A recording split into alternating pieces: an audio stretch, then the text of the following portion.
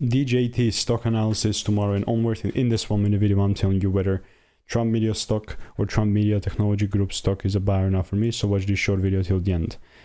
Overall speaking, not necessarily like right off the rip. So what I'm saying is I'm not just going to necessarily randomly buy. But how I'm looking at it and observing, I'm waiting for a bullish confirmation, like a double break above this point, so then I can take it higher. I would not be taking this thing higher if the price doesn't give me that, you know?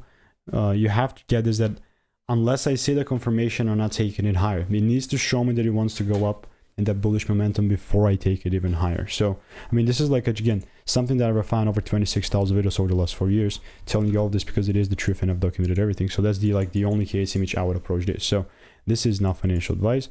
If you want to learn the strategy that I'm using for free, just check the first link in the description. All reviews are 5 stars, and I will see you in the next one. Goodbye and enjoy.